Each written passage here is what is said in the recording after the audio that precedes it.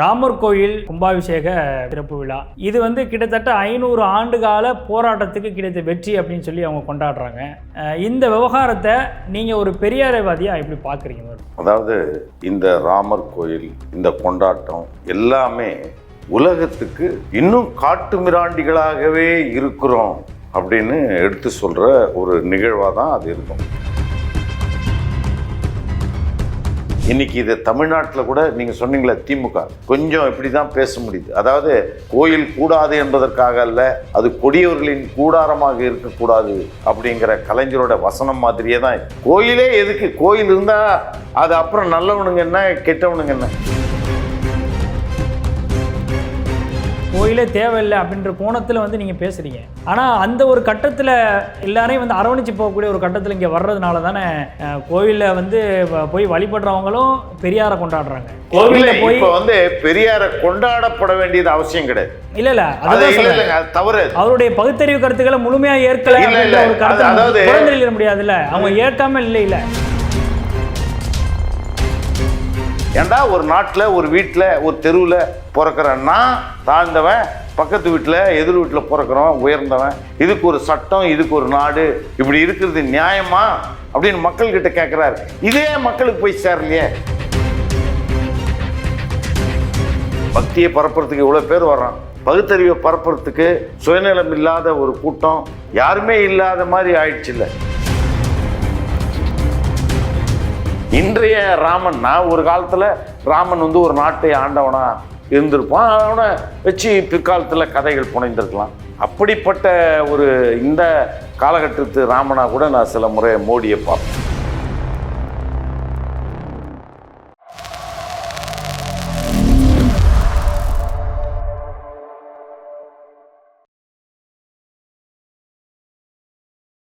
ஐத்தமிழர்களுக்கு வணக்கம். இன்றைய நேர்காணலில் நம்முடைய இணைந்திருப்பவர் திரைப்பட இயக்குனரும் பெரியாரியவாதியுமான திரு வேலு பிரபாகரன் அவர்கள். அவரிடம் பல்வேறு கேள்விகள் இருக்குது, வாருங்கள் அப்படியுமே கேட்கலாம். வணக்கம் சார், எப்படி இருக்கீங்க? ராமர் கோயில் கும்பாபிஷேக விழா திறப்பு விழா மிக பிரம்மாண்டமான முறையில் கட்டப்பட்டு ஜனவரி 22ஆம் தேதி திறக்கப்படுது. இதற்கு நாடு முழுக்க அழைப்புதல்கள்லாம் ஒவ்வொரு முக்கியஸ்தர்களெல்லாம் பார்த்து, அரசியல்வாதிகள் அந்த மாதிரியான முக்கிய புள்ளிகளெல்லாம் பார்த்து அழைப்புதல்களையும் பாஜகவினர் தொடர்ந்து கொடுத்துக்கிட்டு இருக்கிறாங்க. இது கிட்டத்தட்ட 500 ஆண்டுகால போராட்டத்துக்கு கிடைத்த வெற்றி அப்படின்னு சொல்லி அவங்க கொண்டாடுறாங்க. இன்னொரு பக்கம் பாஜகவை சேர்ந்த ராமசீனிவாசன் அவர்கள் பாபர் மசூதி ராமர் கோயில் இடிக்கப்பட்டு தான் கட்டப்பட்டிருக்கு அப்படின்ற விஷயத்த பாபரே தன்னுடைய சுயசரிதையில் பாபர் நாமா அப்படிங்கிற ஒரு சுயசரிதையில் எழுதியிருக்கிறாரு அப்படின்ற ஒரு விஷயத்தை அதில் பதிவு பண்ணுறாரு. இந்த விவகாரத்தை நீங்கள் ஒரு பெரியாரவாதியாக எப்படி பார்க்குறீங்க? ஒரு கட்டமாக அதாவது இந்த ராமர் கோயில் இந்த கொண்டாட்டம் எல்லாமே உலகத்துக்கு நாம் மறுபடியும் இன்னும் காட்டு மிராண்டிகளாகவே இருக்கிறோம் அப்படின்னு எடுத்து சொல்கிற ஒரு நிகழ்வாக தான் அது இருக்கும். அந்த நிகழ்வே உலக கண்களுக்கு, உலக வளர்ந்து விட்ட மக்களுக்கு, இந்த மக்கள் இன்னும் அந்த பழங்காலத்திலேயே இருக்கிறாங்க அப்படிங்கிறது ஒரு பக்கம் நினச்சாலும், இந்த ஆட்சியாளர்களையும் நிச்சயமாக அந்த மக்கள் உணர்ந்து கொள்வார். இப்படியே இந்த மக்களை இந்த நவீன காலத்தில் கூட வச்சுக்கிட்டு இருக்கிறான்னா எவ்வளோ ஒரு கொடுங்கோலான ஒரு ஆட்சி, எவ்வளோ ஒரு பழைய காட்டு மிராண்டித்தனத்தை வலியுறுத்துகிற ஒரு ஆட்சியாக இருக்குதுன்றது தான் இது உலகத்துக்கு தெரிய வர்ற ஒரு செய்தி. ஆனால் நம்ம நாட்டில் அதை நாம் எப்படி பார்க்கணும் அப்படின்னா, நாம் நிச்சயமாக அது இந்த நாட்டு கலாச்சாரப்படி, இந்த நாட்டு பண்புப்படி அப்படி ஒரு விஷயத்தை ஒரு அரசியல் கட்சி கைப்பற்றுது. பெருவாரியான மக்களின் நம்பிக்கையை ஒரு அரசியல் கட்சி கைப்பற்றி அதை இன்னும் விரிவாக்கம் பண்ணுது, மக்கள்கிட்ட அதை கேஷ் பண்ணுது ஒரு பொலிட்டிக்கல் பார்ட்டியாக. அப்போ இதை நாம் அக்செப்ட் பண்ணி தான் ஆகணும். ஏன்னா அவனுக்கு எல்லா ரைட்டையும் இருக்குது.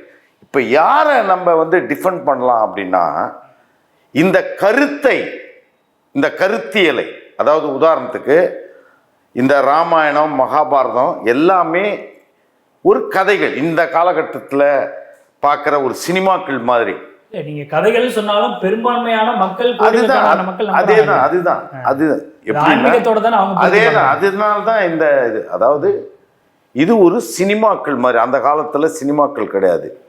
இப்போ ஒரு இன்னொரு 1000 வருஷம் கழிச்சு இந்த காலகட்டத்தில் ரிலீஸ் ஆகிற படங்களை வச்சுக்கிட்டு அவன் பல விஷயங்களை கண்டுபிடிக்கலாம். இந்த வரலாறை, இந்த உடை அணிதலை, இவனுங்க பயன்படுத்துகிற வாகனங்களை, இவங்களுடைய உறவு முறைகளை எல்லாம் ஓரளவுக்கு இந்த சினிமாக்கள்லேருந்து எப்படி எதிர்கால சந்ததியினர் தெரிஞ்சுக்கலாமோ அப்படித்தான் நமக்கு இந்த ராமாயணமும் மகாபாரதமும் நம்முடைய பழங்கால வரலாறுகளா. அதாவது இந்தியர்களுக்கு வரலாறு கிடையாது, இந்தியர்களுக்கு எந்த சரித்திரமும் கிடையாது. இப்போ நம்ம நம்முடைய சரித்திரத்தை இந்த மகாபாரதம், ராமாயணம் ஆகிய பழம்பெரும் காப்பியங்கள்லேருந்து தேடுறது நமக்கு ரொம்ப முக்கியமாக இருக்கு.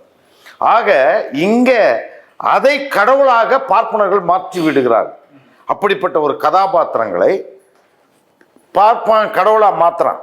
ஆனால் இப்படிப்பட்ட பாத்திரங்கள் தான், இது இப்படிப்பட்ட கதைகள் தான், இதைத்தான் பார்ப்பனர்கள் கடவுளாக மாற்றி இருக்கிறார்கள் அப்படின்னு விரிவாக்குற, இல்லைன்னா இதை மக்கள்கிட்ட பரப்புகிற தலைவர்கள், கலைஞர்கள், அறிஞர்கள் யாருமே இல்லாமல் போனது தான்.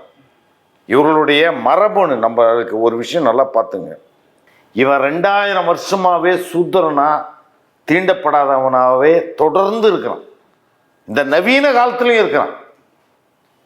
பார்ப்பனர்களுக்கு வேசி மகனா, ஒருத்தன் தீண்டப்படாதவனா, இப்படியெல்லாம் இன்னும் இந்த நாட்டில் எந்த உணர்ச்சியும் இல்லாத இந்த 2000 வருஷமாகவே அப்படியே இருக்கிறான், இந்த நவீன காலத்தில் கூட. ஆக இவன் மரபணுவாக பார்த்தா இவன் ரொம்ப ரொம்ப அதுலேருந்து மாற்ற முடியாதவனாக இருக்கிறான். இப்போ இந்த மாதிரி எண்ணங்களில், இந்த மாதிரி பழமையான நினைவுகளில் அதை மாற்றக்கூடிய அவைகள்லாம் கதை தான். இதெல்லாம் கதையில் வந்த சினிமாக்களில் வந்த ஹீரோ மாதிரி ஒன்றுங்க. இதுதான் இது. அதில் ஆன்மீகம் அப்படிங்கிறது அது எந்த சமூகமாக இருந்தாலும் சரி, அது ஏதோ ஒரு கட்டத்தில் அவங்களுக்கு தேவைப்படுது, அவங்க நம்பிக்கை கொள்கிறாங்க, அதை வழிபடுவதன் மூலமாக ஒரு நேர்வழி கிடைக்கிது, அவங்களுக்கு ஒரு மன அமைதி கிடைக்கிது அப்படின்னு நினைக்கிறாங்க. ஸோ அந்த ஒரு பார்ட்டை ஒரு கட்டத்துக்கு மேலே நீங்கள் சொல்கிறது மாதிரி நம்ம மாடர்ன் கல்ச்சருக்கு தகுந்த மாதிரி அதெல்லாம் தவிர்த்துட்டு நம்ம இதுக்கு ஒரு கதை தான் அப்படின்னு சொல்லி போகும்போது இங்கே அதிகமான தவறுகளுக்கும் அதிகமான பிரச்சனைகளுக்கும் அது வழிவகுக்காதா? இல்லை, கடவுளுக்கும் ராமருக்கும் எந்த சம்பந்தம் கிடையாது. நல்லா பார்த்தேன். அது ஒரு கடவுள் அவதாரமாக அதை பிற்காலத்தில் பார்ப்பனர்கள் எப்படி கிருஷ்ணனையும் ராமனையும், அதாவது கருப்பு நிறத்தவர்கள், இன்னைக்கு கூட கூட சொன்ன ஒரு வீடியோ பார்த்தேன் நான். அதாவது பாப்பான் எந்த பாப்பானையுமே கடவுளாக்கல, சூத்திரனை தான் கிருஷ்ணனையும் ராமனையும் கடவுளாக்கியிருக்கிறான். அதுக்கு தான் கதைகளில் கூட அவங்க 2 பேரையும் கருப்பு நிறத்தவர்களாக நம்ம பதிவு செஞ்சுருந்தாங்க. இப்போ அந்த அவனுங்க கருப்பனுங்க, அதில் ஒன்றும் பிரச்சனை இல்லை. ஆனால் ராமன் பார்ப்பனர்களுக்கு பிறக்கிறான். இதெல்லாமே ஒரு கதையாக இருந்தால் கூட அந்த காலகட்டத்து நிகழ்வுகளை நமக்கு ஞாபகம் படுத்துறதுக்கு, அதை உறுதி செய்யறதுக்கு அந்த இப்படிப்பட்ட கதைகளை நாம் பயன்படுத்திக்கணும். இதை இங்கே விளக்குற மாதிரி தலைவர்கள், பெரியாருக்கு பின்னாடி யாரும் இல்லாமல் போனதுனால்தான் இன்னைக்கு இது தமிழ்நாட்டில் கூட நீங்கள் சொன்னீங்களே திமுக கொஞ்சம் இப்படி தான் பேச முடியுது. அதாவது கோயில் கூடாது என்பதற்காக அல்ல, அது கொடியவர்களின் கூடாரமாக இருக்கக்கூடாது அப்படிங்கிற கலைஞரோட வசனம் மாதிரியே தான் இது. கோயிலே எதுக்கு? கோயில் இருந்தால் அது அப்புறம் நல்லவனுங்க என்ன கெட்டவனுங்க என்ன?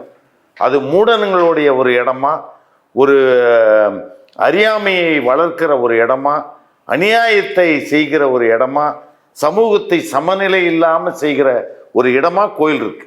அதோட அடையாளம் தான் கோயில். அதனால கோயிலே கூட அப்படி கலைஞர் சொன்ன மாதிரியே தான் இவர் சொல்றார். நாங்க ராமர் அது இன்னும் நாம் காட்டுகிறோம். பாபர் மசூதியை இடித்து விட்டு கோயிலை கட்டுறதுல தான் எங்களுக்கு உடன்பாடு இல்லை, மற்றபடி நாங்கள் எந்த மதத்திற்கும் எதிரி கிடையாது அப்படின்னு சொல்லி சொல்றாரு.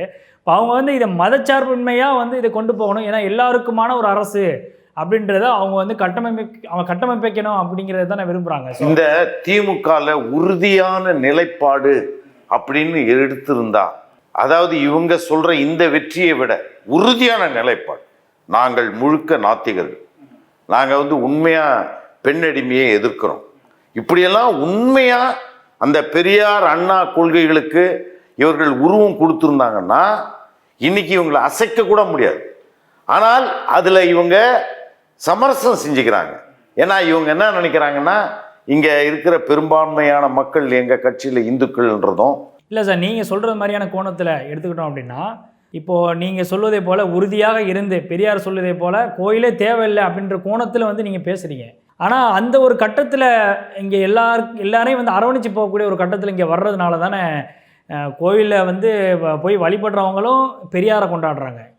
கோவிலில் போய் இப்போ வந்து பெரியாரை கொண்டாடப்பட வேண்டியது அவசியம் கிடையாது. இல்ல தவறு. அவருடைய பகுத்தறிவு கருத்துக்களை முழுமையா ஏற்கல முடியாதுல்ல, அவங்க ஏற்காம இல்ல. பகுத்தறிவு அப்படின்னாவே கடவுள் ஒரு கற்பனை அப்படிங்கிறத முதல்ல ஒருத்தன் உணரலன்னா மற்றதெல்லாம் எந்த பகுத்தறிவும் கிடையாது.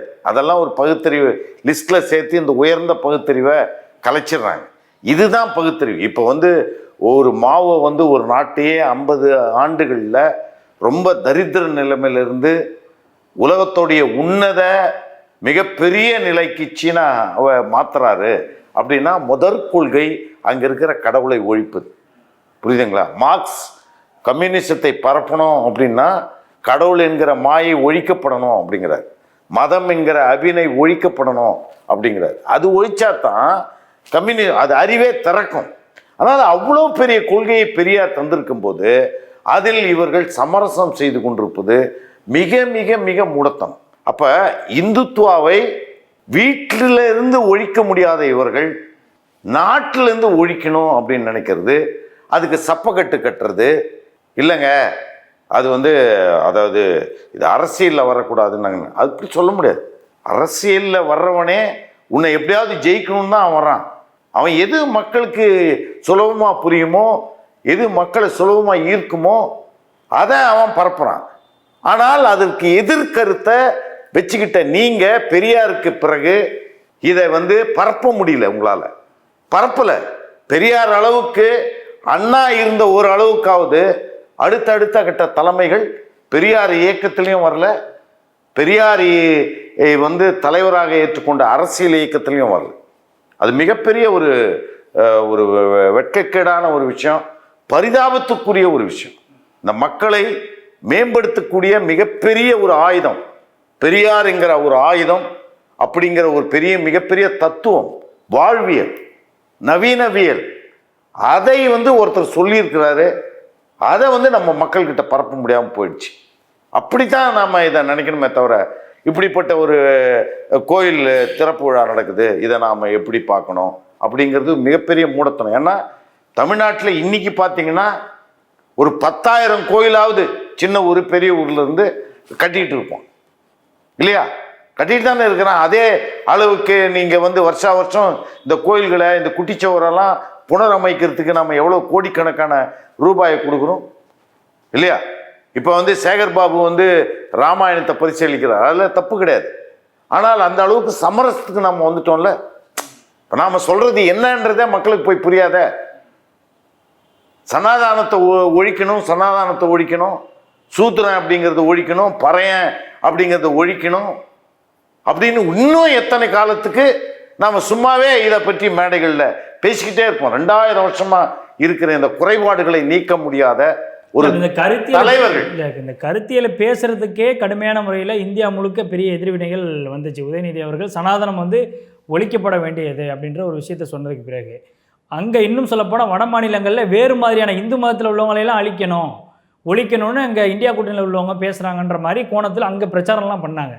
அப்போ இங்கே ஒரு கருத்தியலை வந்து சரியான முறையில் புரிஞ்சுக்கிறதுல கூட இங்கே மிகப்பெரிய சிக்கல் இருக்குல்ல. கரெக்ட். அதாவது பெரியார் ஒரு மிகப்பெரிய ஒரு தத்துவத்தை, ஒரு உண்மையை ஆதாரபூர்வமாக அற்புதமாக பல ஆயிரக்கணக்கான மத நூல்களை படித்து இதிகாச புராணங்களை படித்து அதை அர்த்தம் புரிஞ்சுக்கிட்டு அதை ரொம்ப விரிவாக பேசுகிறார். இப்போ இதை அடுத்த கட்டமாக இந்தியா முழுக்க கொண்டு போயிருக்கணும். புரிஞ்சுக்கங்க. இந்த ஒரு பெரிய தத்துவத்தை நாம் வந்து யாரையும், ஆனால் இது வந்து இது குற்றம். இந்தியா முழுக்க இதை உழைச்சி கொண்டு போய் இந்தியா முழுக்க தேவையான கருத்து தான் வருது. ஆனால் அதை இந்தியா முழுக்க கூட கொண்டு போல, தமிழ்நாடு முழுக்க கூட கொண்டு போகல அப்படிங்கிறது அந்த இயக்கத்தோடைய அடுத்த கட்ட தலைவர்களை நாம் குற்றம் சொல்லியே ஆகணும். மிக முட்டாள்தனமாக அந்த அடுத்ததுல தலைவர் மட்டும் இல்லை, அன்னைக்கு இருந்த மிகப்பெரிய பேச்சாளர்கள், மிகப்பெரிய செயல் வீரர்கள் அப்படின்னு சொல்லப்படுற எல்லோருமே ஒரு 20-25 வருஷத்தை வந்து ஈழ புலி, ஈழத்து விடுதலை, எது முக்கியமான ஒரு வேலையோ அதை விட்டுட்டு ரொம்ப ஒரு சோக்காளிங்க மாதிரி அந்த மாதிரி ஒரு நிகழ்ச்சியில் அந்த இயக்கத்தையே திசை திருப்பி விட்டாங்க. இல்லை அப்படி திட்டமிட்டு திசை திருப்பி விடப்பட்டதா அப்படின்றத கூட நாம் யோசிக்க வேண்டியதாக இருக்குது. ஏன்னா பெரியாரியலை இவ்வளோ இந்தியா முழுக்கும் தேவையான ஒரு பெரியாரியலை தமிழ்நாடுக்கு கூட அது எப்படி பரப்பாமல் போச்சு? ஏன்னா அது பரவி இருந்தால் பெரியாருடைய அந்த இறுதி சாசனம், மரண சாசனம் அப்படின்னு சொல்கிறாருல்ல, எல்லா மக்களையும் பார்த்து உங்களை சூத்திரனா, பார்ப்பனனுக்கு வேசி மகன் தாசி மகன் அப்படின்னு சாஸ்திரத்தில் இருக்கு, சட்டத்தில் இருக்கு. இந்த நவீன காலத்தில் அப்படின்னு 73-50 வருஷத்துக்கு முன்னாடி சொல்றாரு. 50 வருஷம் கழிஞ்சிடுச்சு. ஆனால் பெரியார் இறுதியாக பேசிய அந்த பேச்சோட 50வது ஆண்டு அப்படின்னு விழா நடத்துறோமே தவிர 50 ஆண்டுகளில் அவர் சொன்னதை நம்மளால ஏன் ஒரு நியாயமான ஒரு விஷயத்த, ஏண்டா ஒரு நாட்டில், ஒரு வீட்டில், ஒரு தெருவில் பிறக்கிறன்னா தாழ்ந்தவன், பக்கத்து வீட்டில் எதிர் வீட்டில் பிறக்கிறவன் உயர்ந்தவன், இதுக்கு ஒரு சட்டம், இதுக்கு ஒரு நாடு, இப்படி இருக்கிறது நியாயமா அப்படின்னு மக்கள்கிட்ட கேட்குறாரு. இதே மக்களுக்கு போய் சேரலையே. சேர்ந்தாலும் சேர்ந்தவன் வந்து இது ஒரு சொல்லா, இது ஒரு பேச்சா தான் நினைக்கிறானே தவிர இது செயல்படுத்தணும் அப்படின்னு எவனும் நினைக்கலையே. அப்போ இவனுங்களுடைய விதையை யோசித்து பாருங்க. செய்கிறவனுங்களை பற்றியே இப்போ நமக்கு கோபம் வரமாட்டேன். அவன் ராமர் கோயிலை கட்டுறான், கும்பாபிஷேகம் நடத்துகிறான், அவர் இந்த கோயிலில் இந்த குளத்தில் குளிக்கிறாரு, அவர் அதுதான் செய்வார். உங்களுக்கு அதுதான் பிரதானமாக எடுத்து சொல்லப்பட்டிருக்குது அப்படின்னா, ஆட்சியாளர்கள், கட்சியை வைத்து கொண்டிருக்கிறவர்கள் அதை தக்க வச்சுக்கிறதுக்கு எது மக்களுக்கு பிடிக்குதுன்னு நினைக்கிறானோ அதெல்லாம் செஞ்சுட்டு தான் இருப்போம். ஆக தவறு நம்மகிட்ட அந்த மிகப்பெரிய அரிய அந்த கருத்து தத்துவம் இருந்தால் கூட அது இந்தியா முழுக்க நம்ம பரப்பாமல் விட்டுட்டோம். அது பரப்பி இருந்தால் இப்படி ஒரு கோயில் இன்னும் இந்த நாடு இந்த அளவுக்கு இழிவை நோக்கி போய்கிட்டே இருக்கு. இப்போது பிரதமர் மோடி அவர்கள் வந்து இந்த கும்பாபிஷேக விழாவில் கலந்துக்க கூடாது அப்படின்ற ஒரு கோணத்தில் சில சங்கராச்சாரியார்களும் வந்து கண்டனம் தெரிவிச்சிருக்காங்க. அதாவது அவங்க வந்து கோயிலை தொட்டு கும்பிட்டு இது பண்ணுவாங்க, நாங்கள் கைத்தட்டிக்கிட்டு இருக்கணுமா அப்படின்ற மாதிரியான எதிர்ப்புகள்லாம் கிளம்பி இருக்கு. இப்போ இதன் மூலமாகவும் வந்து இன்றைக்கி ஆதிக்க சமூகம் என்ன சொல்லக்கூடிய நபர்கள் வந்து ஒரு குறிப்பிட்ட சமூகத்தை சேர்ந்த ஒரு பிரதமராக இருந்தாலும் கூட அவர் வந்து வரக்கூடாதுன்ற மாதிரி ஒரு எதிர்வினையை ஆற்றுறதை எப்படி பார்க்குறீங்க? நீங்கள் சொல்லக்கூடிய இந்த பெரியாரிய கருத்துக்கள் சேரலை அப்படிங்கிறதுக்கு இது ஒரு சான்றாக எடுத்துக்கலாமா? ரொம்ப ஒரு அருமையான ஒரு கேள்வி. நீங்கள் நல்லா பாருங்கள், ஒரு பார்ப்பனன் தைரியமாக சுகி சிவம் அவர்களை வந்து விமர்சித்திருந்தார் பார்த்தீங்களா? அதாவது ஒரு சூத்திர பேச்சாளன், சூத்திர உபன்யாசகன் இப்படி சொல்லிட்டான் அப்படின்னு அவர் கருத்தை. சூத்திர உபன்யாசகன் அவனோட அதில் அவன் சரியாக இருப்பான். எப்படின்னா, அந்த அவர் வந்து கடவுளை பற்றி, இந்து மதத்தை பற்றி பிரச்சாரம் செய்கிறவராக சுகிசிவம் இருந்தாலும் அவரை இவன் பார்வையில் அவன் சூத்திரனா பார்க்கறான். இப்படித்தான் மோடியையும் இன்று பார்ப்பனர்கள் எதிர்க்கிறார். நல்லா பார்த்துங்க, அவனுங்க ஸ்ட்ராட்டஜியில் ரொம்ப கரெக்டாக இருப்பானுங்க. எப்படி வந்து வடகலை தென்கலை அப்படின்னு 2 பேரும் பார்ப்பனர்களாக வைணவர்களாக இருந்து கூட 2 பேரும் அடிச்சுக்கிறான்ல. அப்போ வந்து அவனுடைய ஒரு கிரிட்டீரியாவே வந்து என்னடான்னா, நான் இந்த இடம், அதை வந்து பிராமணர்களுக்குள்ளே உட்பிரிவு இருக்கு, அதனால அவன் நான் இந்த இடம், நீ அந்த இடம், அந்தந்த இடத்துல நில்லு அப்படிங்கிறதுல அவன் உறுதியாக இருக்கும். அது யாரும் அவனுக்கு வந்து முதலமைச்சரோ அவனுக்கு வந்து பிரதமரோ ஜனாதிபதியோ எதுவுமே தெரியாது. அவன் அந்த இதில் இருப்பான், அந்த ஸ்ட்ராட்டஜியில். அதுக்கு இன்னொரு 4 பாப்பான் என்ன பண்ணுவான், அடாடா இந்த பாப்பானுங்களுக்கு இப்படி ஒரு எதிர்குரல் எழுப்புந்தும் நியாயம்தான். ஆனால் இப்படிப்பட்ட ஒரு சூத்திரன் உள்ளே வர்றதுக்கு இப்படிப்பட்ட ஒரு பரிகாரம் இருக்குது, இப்படிப்பட்ட ஒரு யாகம் இருக்குது, அந்த யாகத்தை பண்ணிட்டோம்னா அவர் அதை பிரதிஷ்டை பண்ணுறதுல அந்த இது இருக்குது அப்படின்னு. ஏன்னா இந்த பரிகாரங்களை சொல்லி சொல்லி தான் இவனுங்க வாழ்ந்துட்டு இருந்துதான் இல்லையா. ஒரு வீர சிவாஜி கூட மராட்டியத்தை வென்று மன்னனாகணும் அப்படின்னு சொன்ன உடனே நீ வந்து ஒரு சூத்திரன், நீ வந்து சத்திரியன் மாதிரி இந்த நாட்டை ஆள முடியாது, அப்படி நீ சத்திரியனா மாறணும்னா காகப்பற்று வரணும், இவ்வளோ கிராமங்களை பிராமணர்களுக்கு தாகமாக தரணும், இவ்வளோ மாடுகளை தரணும், இவ்வளோ நகைகளை தரணும், இவ்வளோ ஆடைகளை தரணும், இவ்வளோ உணவை தரணும், இப்படிலாம் தந்து பரிகாரம் பண்ணினா உன்னை ஆக்குறேன்னு. அதே மாதிரி மோடி அவர்கள் வந்து பிரதிஷ்டை பண்ணுறதுக்கும் கொஞ்சம் பரிகாரம் சொல்லி அதை செஞ்சுப்பான். இப்படி எதிர்ப்பும் அதை இருக்கிற அந்த எதிர்ப்பை வந்து அவன் கரெக்டாக பதிவு பண்ணிடுவான். இல்லை அது சாதகமாக தனக்கு சாதகமாக அரசியலுக்கு யூஸ் பண்ணிக்கிறாங்க அப்படி யூஸ் பண்ணிப்பான். அவனுடைய இடத்தையும் அவன் உங்களுக்கு குறிப்பிட்டு சொல்லுவான். நான் ஒரு பிராமணன் அப்படின்னு ஒருத்தன் இருக்கிறேன், எனக்கு கட்டுப்பட்டு தான் நீ வர்றது எனக்கு தவறு அப்படின்றத அவன் வந்து அதை பதிவு பண்ணுவான். இல்லை இன்னொரு விவகாரத்தில் கும்பாபிஷேகம் அவங்க சொல்லக்கூடிய ஒரு கூற்றின்படி கும்பாபிஷேகம் அப்படிங்கிறது ஆகம விதிகளின்படி கோவிலை வந்து முழுமை பெற்ற பிறகு முழுவதுமாக கட்டிய பிறகு தான் நம்ம வந்து கும்பாபிஷேகமே எடுக்கணும்.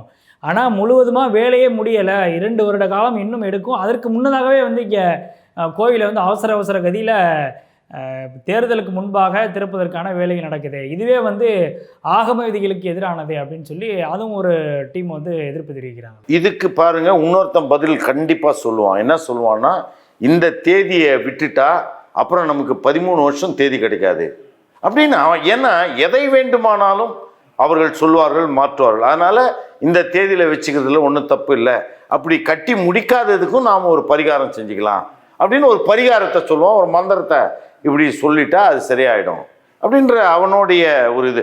மக்கள் அறிவுடையவர்களாக மாறாத வரையில், அவர்களை மாற்றாத வரையில், இப்படி இன்னும் டிஸ்ட்ரிக்ட்டுக்கு ஒரு ராமர் கோயில் கட்டணும், அதுதான் நம்ம கடமை அப்படிங்கிறத மக்கள் எல்லாரும் உணர வைக்கிற மாதிரி அவனுங்க மாற்றிட்டாலும் ஆச்சரியப்படுறது இல்லை. இப்போ இந்த ஆன்மீகம் அப்படிங்கிற ஒரு விஷயத்தை வச்சு இன்றைக்கி பொது சமூகத்தில் ஒரு இதன் மூலமாக அரசியல் ஆதாயம் தேடுறதுக்காக ஒரு ட்ரிகர் ஏற்படுத்துகிறாங்க அப்படின்ற விமர்சனம் எதிர்க்கட்சிகள் தொடர்ந்து வைக்கிறாங்க.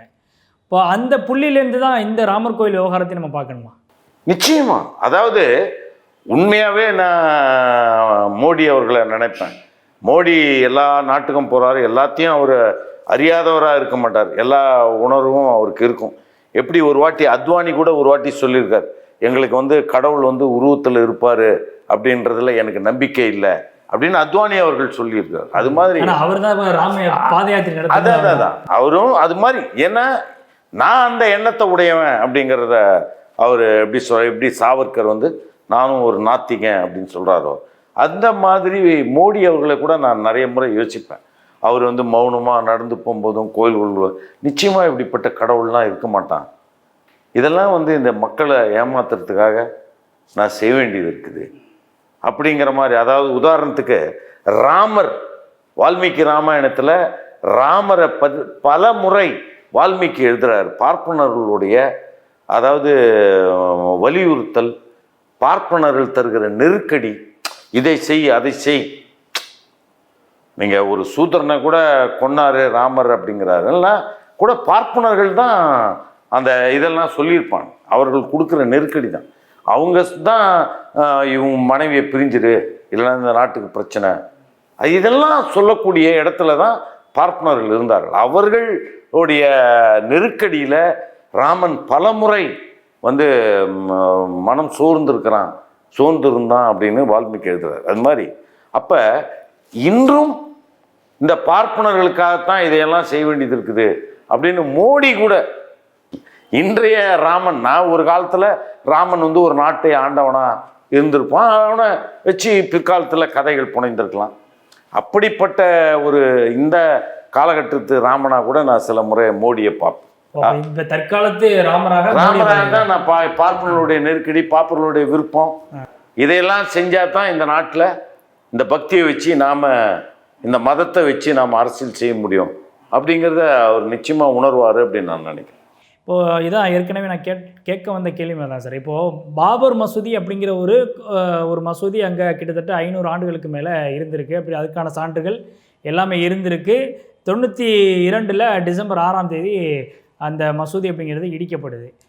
இதற்கு முன்னதாகவே வந்து இந்த மசூதி இடிக்கப்படுறதுக்கு முன்னதாகவே பல்வேறு கட்டமான போராட்டங்கள், பல்வேறு கட்டமான சின்ன சின்ன பிரச்சனைகள்லாம் இந்து முஸ்லீம் அப்படின்ற ஒரு பிரச்சனைகள்லாம் தொடர்ந்து நடந்துக்கிட்டு இருந்திருக்கு. இப்போ இதுக்கு இடைப்பட்ட காலங்களில் தொடர்ந்து நீதிமன்றங்களில் வழக்குகளும் வந்திருக்கு. ஆனால் ஒரு கட்டத்துக்கு மேலே இது வந்து பாபர் மசூதி அப்படின்றத இடித்து பிற்காலத்தில் வந்து ராமர் கோயில் கட்டணுங்கிற ஒரு ஒரு நிலைக்கு வந்து இன்றைக்கி உச்சநீதிமன்றமே அந்த ஒரு ஜட்ஜ்மெண்ட்டை கொடுத்துட்டாங்க. இப்போ அது மாதிரியான போக்கில் இருக்கும்பொழுது இன்றைக்கி ஒரு குறிப்பிட்ட சமூகத்தை இது வந்து ஒரு புண்படுத்தி இருக்கக்கூடிய ஒரு சூழ்நிலையிலையும் வந்து அந்த கோணத்திலையும் இதை வந்து பார்க்குறாங்கல்ல. இப்போ எதிர்க்கட்சியில் கூட அந்த விமர்சனத்தை பிரதானமாக எடுத்து வைக்கிறாங்க. அந்த கோணத்துலேருந்து நீங்கள் அதை எப்படி பார்க்குறீங்க? மதம் அப்படின்னு ஒன்று இருக்கிற வரைக்கும் இந்த மதத்துக்கெல்லாம் தலைவனாக ஒரு கடவுளை வச்சிடறான் அவன் பாஷையில். மதம் கடவுள் அப்படிங்கிற இந்த விஷயம் இருக்கிற வரைக்கும் இப்படிப்பட்ட பல குழப்பங்கள் தொடர்ந்து நடந்துக்கிட்டு தான் இருக்கும். மதம்னு இருந்தாவே இன்னொரு மதக்காரன் இந்த மதத்தோட என் மதம் பெருசு அப்படின்னு நிரூபிக்கிற பிரச்சனையில் இருப்பான். புரியுதுங்களா? அப்போ ராமருடைய கோயில் அங்கே சின்னதாக இருந்திருக்கலாம், இல்லைன்னா பெருசாக பக்கத்தில் கட்டும்போது இந்த இடத்தையும் அவங்க உள்ளே கட்டியிருக்கலாம். இதெல்லாம் வரலாறுல அன்னைக்கு நாம் தோத்துட்டோம்ல, அது ஒரு அவமானம் தானே. அன்னைக்கு நீ உன் கோயிலே இருந்தால் கூட அதை இடிக்கிறதுக்கு அவனுடைய வீரத்துக்கு மண்டியிட்டு கோழையாக நீ கை கட்டி இருந்தல்ல. அப்படியே ஒரு கோயில் கட்டினா அப்படியே உண்மையாகவே அதை கட்டி இருந்தால் கூட அதை இடிச்சிட்டு நீ கட்டுற. நாளைக்கு இன்னொரு 500 வருஷத்துக்கு அப்புறம் சைனாக்காரன் உலகத்தையே பிடிச்சிட்டான்னு வச்சுங்க, உலகத்தில் இருக்கிற எந்த கோயிலையும் பார்க்க மாட்டான், எல்லாத்தையும் இடிச்சிருவான் இல்லையா? இப்படி தான் இதெல்லாம் வரலாறுல நடந்துகிட்டு இருக்கும். இதை எல்லாமே இந்த கடவுள் அப்படிங்கிற ஒரு கற்பனையை வைத்து எந்த குழப்பத்தை வேணுமாலும் மக்கள்கிட்ட நடத்த முடியும் அப்படிங்கிறது தான் இந்த இதை இடிச்சிட்டு அதை கட்டினா, அதை இடிச்சிட்டு இதை கட்டினா அப்படிங்கிறதெல்லாம். இப்போ பாஜக தரப்பில் ராமசீனிவாசன் சொல்கிற விஷயமும் வந்து அந்த கோவிலை இடிச்சிட்டு தான் பாபர் மசூதியை வந்து கட்டினாரு அப்படின்னு சொல்லி பாபரே வந்து தன்னுடைய சுயசரிதலை எழுதியிருக்காருன்ற ஒரு கோணத்துலேயும் வந்து பேசுகிறாருல்ல. இதெல்லாம் எப்படி பார்க்குறீங்க? எப்பவுமே வந்து பார்ப்பனர்களும் சரி, ஆன்மீகவாதிகளும் சரி, கடவுளை நம்புறவனும் சரி இல்லையா, பொய் சொல்லி தான் அதையெல்லாம் நிலைநிறுத்துறான் இல்லையா? இப்போ கடவுள்னு ஒருத்தர் இருக்கிறாரு, அவர் வந்து பெருமாள் மாதிரி இப்படி படுத்துக்கிட்டு இருப்பாருன்றான் ஒருத்தன் வந்து முருகர் இப்படி வேல் வச்சு நிற்பாருன்னு. இதெல்லாமே ஒரு பொய் தானே. பொய்களை சொல்லி மக்களை வந்து சுரண்டுறது. அப்போ இப்படிப்பட்ட ஒரு இவ்வளோ பெரிய ஒரு ராமருக்கு இப்படிப்பட்ட எதிர்ப்புகள் ஏதாவது இருக்கும்போது இப்படியும் சில பொய்களை பல்வேறு திசையிலேருந்து அவுத்து விடுற பொய் மாதிரி இதுவும் ஒரு பொய்யாக தான். இப்போது பல விஷயங்கள் வந்து ராமர் கோவில் தொடர்பான விவகாரத்தில் வந்து ஜட்ஜ்மெண்ட் கொடுக்கும் பொழுது அந்த விஷயத்தில் வந்து முக்கியமாக இந்த ராமர் கோயில் விவகாரத்தில் சொல்லும் பொழுது வந்து இது நம்பிக்கையின் அடிப்படையில் தான் அவங்க பிரதானமாகவே அந்த ஜட்ஜ்மெண்ட்டை கொடுத்தாங்க. அதை தாண்டி அதில் வந்து 500 வருட காலத்துக்கு முன்பாக பாபர் மசூதி இருப்பதற்கு முன்னாடி ஒரு தொல்லியல் துறை ஆய்வின்படி கீழே ஒரு இடம் இருந்தது உண்மைதான், ஆனால் அது கோவில் அப்படிங்கிறதுக்கான எந்த ஒரு சான்றும் கிடையாது அப்படின்ற விஷயத்த தொல்லியல் துறை ஆய்வுகளின் அடிப்படையிலையும் அதில் அப்சர்வேஷனில் கொடுத்துருந்தாங்க. இப்போ இதெல்லாம் பார்க்கும் பொழுது நீதிமன்றத்தினுடைய அந்த தீர்ப்பு அப்படிங்கிறத எப்படி நீங்கள் வரையறுக்கிறீங்க? அதாவது ஆட்சியாளர்கள் என்ன நினைக்கிறாங்களோ அதைத்தான் எல்லோருமே, அதாவது நீதிமன்றமாகட்டும், அது காவல்துறை ஆகட்டும், அது எதுவாக இருந்தாலும் அதற்கு சாதகமாக அவர்கள் அதை செஞ்சுப்பாங்க. அது அவங்களுக்கு இதுவே ஒரு ஆதாரம். அது கோயிலோ எதுவோ, அது கீழே ஒரு இடம் இருந்ததில்லை, அதுக்கு முன்னாடி அதுக்கு முன்னாடி கட்டமைத்த ஒரு கட்டுமானம் இருந்தது அப்படின்னு சொன்னாவே அது இவனுக்கு சாதகமாக ஆக்கிப்பான். ஆக இந்த நம்பிக்கை இருக்கிற வரைக்கும், இதை அழிக்காத வரைக்கும் இப்படிப்பட்ட எவ்வளவு பெரிய குழப்பம் வேணுமாலும் நடப்பதற்கு வாய்ப்புகள் இருக்குது. அப்படிப்பட்ட ஒரு பொய்களை ஆட்சியாளர்கள், இந்த மாதிரி அரசியல் கட்சிகள் கைப்பற்றி இந்த மக்களை இன்னும் இன்னும் இன்னும் இன்னும் இன்னும் மூடர்களாக இன்னொரு 1000 வருஷம் கூட இவர்களை வைத்து கொண்டிருப்பதற்கு ஆதாரம் தான் இதெல்லாமே நடக்கிற எல்லா விஷயங்களும். இறுதி கட்டமாக ராமர் கோவில் கும்பாபிஷேகம் அந்த திறப்பு விழா அப்படிங்கிறத நிறைய கருத்தாக நீங்கள் அதை என்ன சொல்ல வர்றீங்க அந்த விவகாரத்தில்? அதாவது அதை எதிர்க்கிறதோ சும்மா பாதியிலேருந்து அதை தெரிவிக்கிற மாதிரி ஆகிடும் மக்களுக்கு. ராமர் கோயில் கட்டினா சங்கி அப்படிங்கிறதெல்லாம் வந்து மக்களுக்கு புரியாது. நீ வந்து அதை பற்றியெல்லாம் திசை திருப்பி இதில் இப்படிப்பட்ட உன்னுடைய பிரச்சாரத்தை வீண் செய்கிறத விட இந்த ராமர், இந்த ராமாயணம் எப்படி ஒரு கதை, எப்படி வந்து அந்த கதையில் சொல்லப்பட்ட ஒரு நாயகன், எப்படி நம்மளுடைய பழக்க வழக்கம்லாம் எப்படியெல்லாம் இருக்குது, நாம் இன்னும் எவ்வளோ காட்டுமிராண்டித்தனத்தில் இருக்கிறோம், மக்களுடைய முயற்சியும் முன்னேற்றமும் வேற வேற வேற வேற வேற கட்டத்தில் அவன் எங்கேயோ போயின்னு இருக்கிறான். இவன் வந்து ஐயப்பனை பார்க்கறதுக்காக விரதம் இருக்கிறான். நம்முடைய இளைஞர்களுடைய கதையே வேற மாதிரி இருக்கு. இவர்களையெல்லாம் மீட்டு இவர்களுக்கு எல்லாம் நாம் வந்து அறிவுடையவர்களாக மாற்றணும் அப்படின்னா நாம் சுயநலமற்ற பகுத்தறிவுவாதிகளாக, பெரியாரியல் கருத்துக்களை பரப்புவர்களாக, கொஞ்சம் பேராவது பக்தியை பரப்புறதுக்கு இவ்வளோ பேர் வர்றான், பகுத்தறிவை பரப்புறதுக்கு சுயநலம் இல்லாத ஒரு கூட்டம் யாருமே இல்லாத மாதிரி ஆயிடுச்சு. இல்லை, சுயநலம் இல்லாத ஒரு பெருவாரியான பகுத்தறிவு மக்கள், கலைஞர்கள், எழுத்தாளர்கள், சிந்தனையாளர்கள் இவங்கெல்லாம் மிக தீவிரமாக இந்தியா முழுக்க உழைக்க வேண்டிய ஒரு அவசியம் இருக்குது. அப்படிங்கிறது தான் இதிலிருந்து எனக்கு தெரியும். பல்வேறு கேள்விகளுக்கு ரொம்ப தெளிவாக பதில் சொன்னீங்க. எங்களுடைய அரங்கிற்கு வந்து நேர்காணல் எடுத்ததுக்கு நன்றி.